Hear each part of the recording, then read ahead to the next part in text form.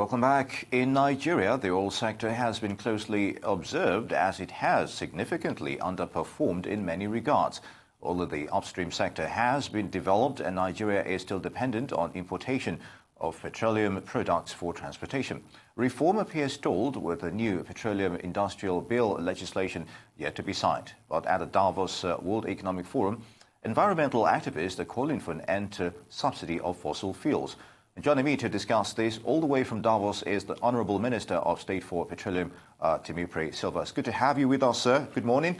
So, you're welcome. And what are your expectations from this World Economic Conference? All right, it's good to have you with us, sir. What are your expectations from this WEF conference? Quite a lot. I mean, this is a forum where global policies are shaped, and Nigeria needs to be here. If not, I mean, the world will move on without you. And that's why we've come. We've put our perspective on the table, and I think the world will begin to consider our perspective. One of those areas, if you ask me, yeah. Did you get me? Did you hear me? Yes, I did. Go on, sir. No, I said this is where global policies are shaped, and Nigeria needs to be here to put our perspective on the table. One of the areas is climate change. I mean, the world has been talking about climate change and movement to renewables. We cannot join that race as yet because we have not attained our base load.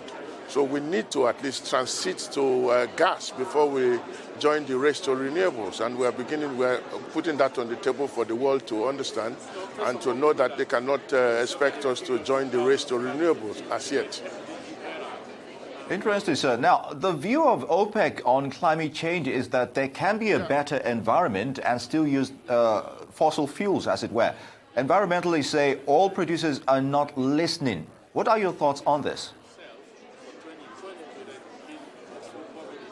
It's not as if oil producers are not listening at all. What we are saying is that gas should be used as a transition fuel. The argument is not really about renewables, it's about carbon emissions.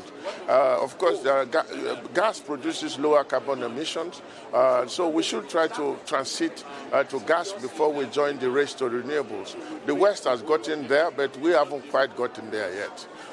If they are spending $1 trillion, for example, in Europe to subsidize renewables, then we wonder why that kind of money is not being spent in the places where the emissions are produced. Interesting, sir. Now, looking at oil prices and the dynamics, especially with geopolitical hotspots sprouting every now and then, is OPEC likely to extend the additional cuts for the first quarter here? Well, it is very likely. I don't want it's still premature for me to discuss that because we will go to Vienna in March and then we will take the decision. But we believe that the OPEC Plus will hold, and if it holds, then the policies will also hold. Right now, we don't see any reason why we shouldn't sustain the cuts. Indeed. Now, coming back home in Nigeria, some have said the PIB is dead. Others say it is comatose. What do you say of this bill that has refused to see the light of day? It's unfortunate that this bill has been in the process of passage for a long time now, but I can tell you authoritatively that we have come to the end of the waiting. We believe that by the middle of this year, the PIB will be passed. The government today shares a good relationship with the legislature. We are working together, we are on the same page, and we are all, there's consensus that this bill needs to be passed now. Indeed, Honourable Minister. Now, environment activists are calling for an end to all subsidies. The IMF have also said it is wasteful. Why is it so difficult for Nigeria to take the bull by the horn on this issue? Well, I would just say that the IMF has never always been right. We know that they've said that before. They took us the path of structural adjustment program, and you see where we are now. I mean, definitely we believe that subsidy is something that is really draining the purse of the country. But right now it is really not the best time for us to look at the removal of subsidy, because it's going to put a lot of burden on the common man. But we have found a way around it. We are trying to see how we can introduce a transitional fuel. I mean, we want to move a lot of vehicles on Nigerian roads to gas, so that after a while people will not really bother so much about PMS, and then we can take out the subsidy on PMS. All right, now, will NNPC be privatized or not? A fully owned national oil company model is seen as outdated and not the efficient way. Why is Nigeria not budging on this?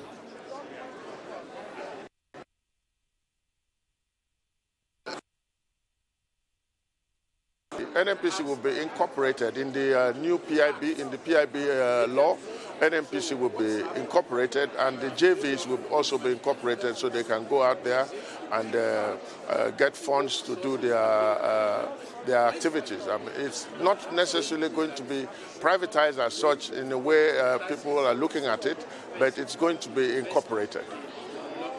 Indeed, Minister of State for Petroleum for Nigeria, Mr. Timipre Sylva, I'd like to thank you very much for your views on those issues. Good to have you.